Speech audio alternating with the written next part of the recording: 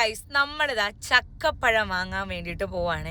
So ഇതാണ് എൻ്റെ outfit checking എന്ന് ചെയ്യാണ്. ഔട്ട്ഫിറ്റ് ഇതാണ്. ഹെയർ പിന്നെ അവസാനം പിടിക്കുന്നു കെട്ടിയിടുന്നു ഓക്കെ അങ്ങനത്തെ ഒരു ക്രീ.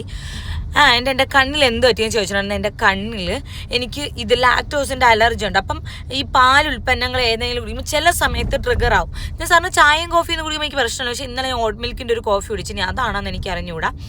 സോ ഇത് എൻ്റെ അമ്മയുടെ ഔട്ട്ഫിറ്റ്. കാരണം സന്തോഷം കണ്ട എൻ്റെ അമ്മയ്ക്കൊന്നും അങ്ങനെ സന്തോഷമില്ല. എവിടെയെങ്കിലും പോകുമ്പോൾ ചക്ക വാങ്ങാൻ വേണ്ട ഇത്ര സന്തോഷം. പിന്നെ ഞാനും അമ്മയും മാമിയും അക്കുവും അപ്പുവും ഞങ്ങൾ എല്ലാവരുടെയാണ് പോയത്. സോ ഞങ്ങൾ നേരെ വേണം എങ്ങോട്ടാണെന്നറിയോ, തെങ്കാശിക്കാണ് ചക്ക വാങ്ങാൻ വേണ്ടിയിട്ട് പോണത്.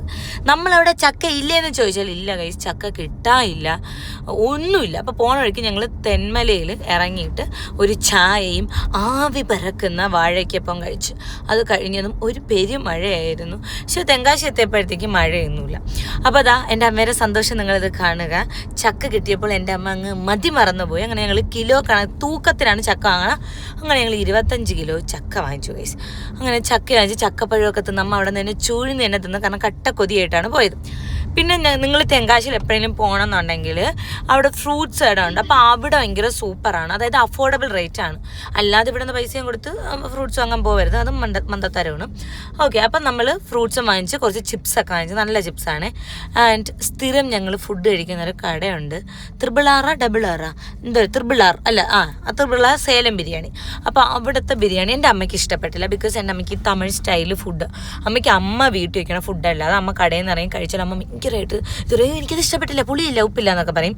സോ അങ്ങനെ നോക്കിയപ്പോൾ അക്കു ഇന്ന് നോക്കിയപ്പോൾ മായാവിയെ പോലെ ഇരിക്കണം. അങ്ങനെ അവനുമായിട്ടൊക്കെ 2 ബഹളങ്ങളൊക്കെ കഴിഞ്ഞ ശേഷം ഞങ്ങൾ നേരെ തിരിച്ച് വീട്ടിലോട്ട് പോവുകയാണ് ചക്ക കഴിക്കാൻ വേണ്ടിയിട്ട്.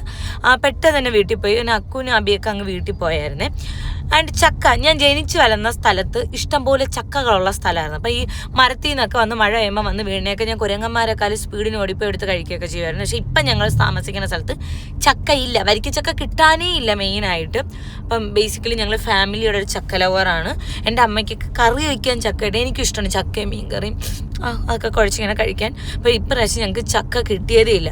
അങ്ങനെ ഞങ്ങൾ കിലോ കണക്കിന് ചക്ക വാങ്ങാൻ വേണ്ടിയിട്ട് തെങ്കാശി വരെ പോയി. കാരണം ചക്ക കൊതി വന്നാൽ എപ്പോൾ തിന്നണമെന്നാണ് ഗൈസ്, അല്ലെങ്കിൽ എന്തോ ഒരു പ്രശ്നം വരുമെന്നാണ് ഞാൻ പറയുന്നത്. അപ്പം ചക്ക വീട്ടിലുള്ളവർ ഗ്രേറ്റ്ഫുൾ ആണ്. നിങ്ങൾക്ക് ചക്ക ഉണ്ടല്ലോ, എപ്പോഴും റെസ്പെക്ട് ചെയ്യുക പ്ലാവിനെയൊക്കെ.